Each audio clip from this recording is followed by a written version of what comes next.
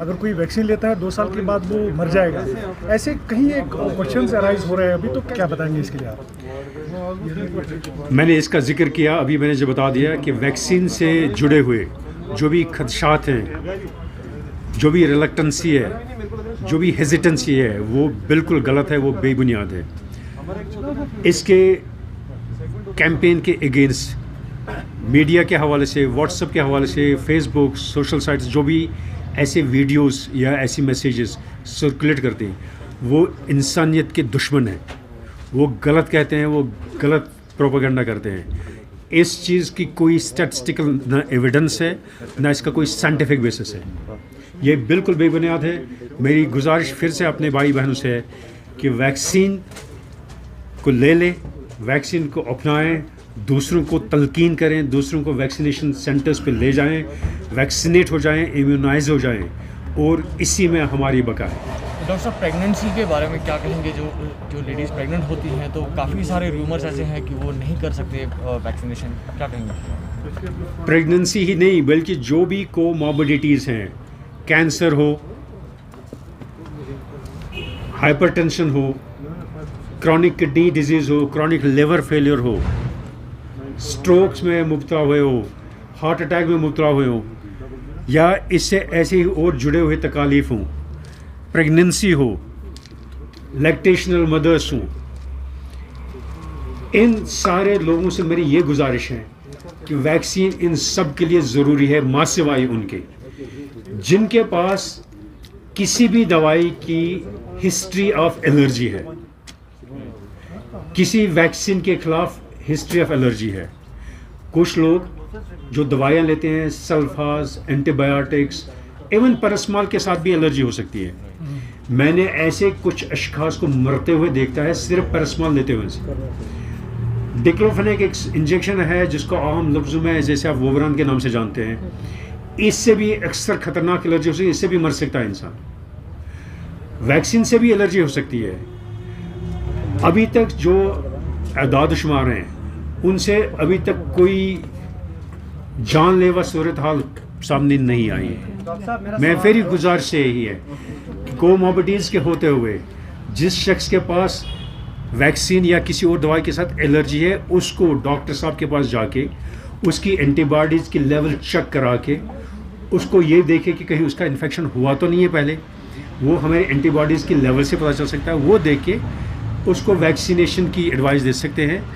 بے شک اس میں ہم ایڈوائس ڈیلے کر سکتے ہیں, دوری کر سکتے ہیں, پریگننسی کے اوور ہونے کے بعد ویکسینیشن کرا سکتے ہیں اگر اس کا جو کنسرن ڈاکٹر وہ ایڈوائس ایسا لے.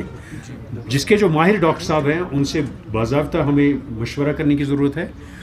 عام لفظوں میں افواہوں پہ بھروسہ نہیں کرنا. ڈاکٹر صاحب, لگاتار کیسز کم ہوتے جا رہے ہیں, یہاں سے لاک ڈاؤن بھی, آپ کو کیا لگ رہا ہے کہ جو لاک ڈاؤن ہے اس میں ایز ہونی چاہیے؟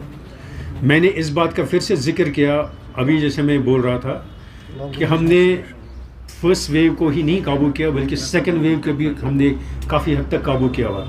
آج کل کے جو اعداد و شمار میں شہری Kashmir institute of medical science کے حوالے سے کہوں گا, ہم نے آنریبل لیفٹیننٹ گورنر سر کے ہدایت پہ لاسٹ ایئر 300 بیڈ سے لے کے آج کی بار 500 بیڈس تک کا انتظام کر کے رکھا ہوا ہے. مگر میکسیمم پیک پہ ہمارے پاس 296 ہی لوگ ایک سٹیج پہ ایٹ اے ٹائم ایڈمٹڈ تھے ہمارے میں کورونا تکلیف میں مبلس.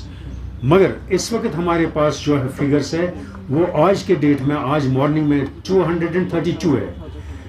It straight way conveys to you, میں ڈے ٹو ڈے فگرس کے اگر آپ کو بتا دوں کہ یہ کانسٹنٹلی جو اعداد و شمار ہیں ڈپ ہوتے جا رہے ہیں. ایک پلیٹو کی لیول پہ ہم پہنچ گئے اور مزید اس میں جو گنجائش ہے فردر ڈپ ہونے کی.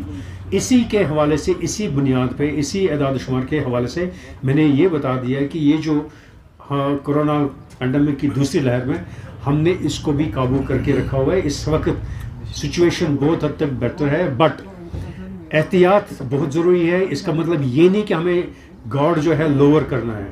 آج بھی احتیاط اپنانی ہے, آج بھی mask, SOPs, social distancing, hand hygiene, environmental hygiening and all these things need to be strictly followed. اس میں کوئی کم نہیں کرنا ہے. ڈاکٹر صاحب ایک آخری سوال میں ہے. چاہوں گا آپ سے ڈاکٹر صاحب، جیسے آپ نے کہا کہ lockdown is not the ultimate solution. 29 April کو جب یہاں پر لاک ڈاؤن لگایا گیا، کیا آپ کو لگتا ہے فرام اے میڈیکل پرسپیکٹیو یہاں پر کیسز کو کنٹین کرنے میں جو پچھلے 1 مہینے سے زائد ابھی بھی چل رہا ہے لاک ڈاؤن، کیا وہ فائدہ مند ثابت ہوا؟ میں ریپیٹڈلی یہ کہتا ہوں کہ گورنمنٹ کی طرف سے، انتظامیہ کی طرف سے اور میڈیکل فریٹرنٹی کی طرف سے جو بھی گائیڈ لائنس یا جو بھی احتیاطی ہدایات جاری کیے جاتے ہیں، جن میں لاک ڈاؤن بھی شامل ہے، اس سے ہی تو کافی حد تک ہم اس چیز کو کنٹین کر پائے. لاک ڈاؤن کسی سٹیج پہ بہت ضروری ہوتا ہے، اس کے بنا اس کو کنٹین کرنا انتہائی ناممکن ہے. لاک ڈاؤن کی اپنی جسٹیفیکیشن ہے اور لاک ڈاؤن کی وجہ سے ہی ہم اس کو بہت حد تک کنٹین کر پائے ہیں. میڈیکل عملے کی کوششوں سے، ان کی کوششوں سے، گورنمنٹ اور انتظامیہ اور اس سے جڑے ہوئے ہر ایک شخص کی کوشش کی وجہ سے ہی یہ چیز جو ہم قابو میں کر رہے ہیں. لاک ڈاؤن کی اپنی اہمیت ہے، میں ریپیٹڈلی کہہ رہا ہوں، مگر میں یہ بھی کہنا چاہتا ہوں کہ لاک ڈاؤن الٹیمیٹ چیز نہیں ہے. الٹیمیٹ چیز اگر ہے وہ جو ہے ویکسین ہے. اگر ہمیں لاک ڈاؤن سے بچنا ہے، میں پھر سے ریپیٹڈلی یہ میسیج دینا چاہتا ہوں، اگر ہمیں لاک ڈاؤن سے بچنا ہے، اگر ہمیں اکنامی اپنی ریسٹور کرنی ہے، اگر ہمیں اپنی ایجوکیشن ریسٹور کرنی ہے، اگر ہمیں اپنے بچوں کا مستقبل ڈھونڈنا ہے، اگر ہمیں اپنے نوجوانوں کا مستقبل روزی ڈھونڈنا ہے، اگر ان کے جابز ڈھونڈنے ہیں، اگر ہمیں زندہ رہنا ہے، اگر انسانیت کو پھر سے اس دھرتی پہ رہنا ہے، ہمیں ان ویکسینیشنز کے جو بھی اسٹریٹجک پروگرامز ہیں ان کو عملاً طور استعمال کر کے اس پہ ضروری عمل پیرا ہونا چاہیے. اس بیچ black fungus, white fungus, yellow fungus اور ایک چیز نمودار ہوئی ابھی، جیسے ابھی ہم کووڈ سے ہی ابھی جوجھ رہے ہیں، تو اس بیچ ایسے بھی سسپیکٹڈ کیسز رپورٹ ہو رہے ہیں کشمیر سے، کچھ ایسے خدشات، حالانکہ جموں میں 2 ڈیتھس واقع ہو چکی ہے، تو اس پر آپ کا کیا کہنا ہے؟ کورونا کے ساتھ ساتھ جو آج کل اخبارات میں، میڈیا میں یا عام لفظوں میں جس دوسرے انفیکشن کی بات ہو رہی ہے وہ فنگل انفیکشنز کی بات ہو رہی ہے. میں اپنے بھائی بہنوں سے یہ واضح کرنا چاہتا ہوں کہ فنگل انفیکشنز، بیکٹیریل انفیکشنز یا وائرل انفیکشنز یہ تب سے اس دنیا میں ہے جب سے ہمارا وجود اس دنیا میں ہوا ہے. یہ آج کی بات نہیں ہے. اگر آپ یہ جاننا چاہیں کہ الیگزینڈر فلیمنگ ایک بڑے سب سے مشہور سائنسدان گزرے ہیں جن کو نوبل پرائز ملا ہوا ہے، ان کی اس ریسرچ پہ جب انہوں نے دیکھا کہ ایک فنگس جو ہے اس کی لیبارٹری میں دوسرے فنگس پہ کچھ ایسے طریقے سے حاوی ہو رہا ہے کہ دوسرا فنگس جو ہے ٹیک اوور کر رہا ہے، ایک والا فنگس قسم کا ڈسپیئر ہو رہا ہے. کٲشِر پٲٹھۍ وَنہٕ بہٕ یہِ چھُ اَکہِ قٕسمُک لَو. أسۍ ٲسۍ وٕچھان اگر أسۍ وٕچھو اگر سٲنِس گَرَس منٛز برٛٮ۪ڈ آسہِ، ژوٚٹ آسہِ یا کانٛہہ تہِ کھٮ۪نہٕ چیٖز آسہِ، اگر سُہ کُنہِ خاص ٹٮ۪مپریچرَس پٮ۪ٹھ روزِ، سُہ اَن پرٛوٹٮ۪کٹِڈ روزِ، سُہ کَوٲڈ روزِ نہٕ کِہیٖنۍ، اَتھ چھُ یہِ لاوٕ کھسان. یہِ چھُ فنگل، یہِ چھُ فنگس اِنفیکشن اکھ.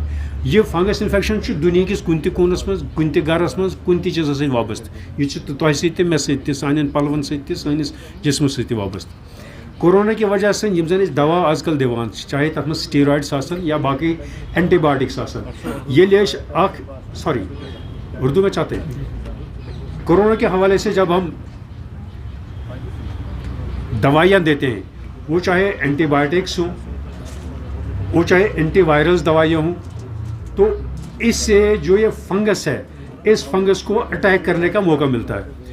دوائیوں سے، اینٹی بایوٹکس سے، اینٹی وائرل سے ایک قسم کی جو یہ انفیکشن ہے یہ کنٹرول ہو جاتی ہے، مگر دوسری جو فنگل انفیکشن ہے یہ نمودار ہو جاتی ہے، یہ انویڈ کرتی ہے. اس کے خلاف بھی دوائیاں ہیں، ایمفوٹیریسن بھی ہے، باقی چیزیں ہیں. اور اس فنگس کے حوالے سے بہت سارے اور تکالیف ہیں جو آج ہم کہتے ہیں میوکور مائکوسس. یہ ایک فنگل انفیکشن ہے جو آج کل ہم دیکھتے رہے ہیں، وینٹیلیٹر ایسوسیٹڈ ہے، انٹینسیو کیئر ایسوسیٹڈ ہے، جس میں شاید اسٹیرائڈس کا زیادہ یوز ہے ریلیٹڈ، اور مے بی اینٹی وائرلس. مگر اگر ہم دیکھیں گے اس میں اور بھی عام لفظوں میں ٹیبرکلوسس کی ایک تکلیف ہے، تپِ دیکھیت ونان سے.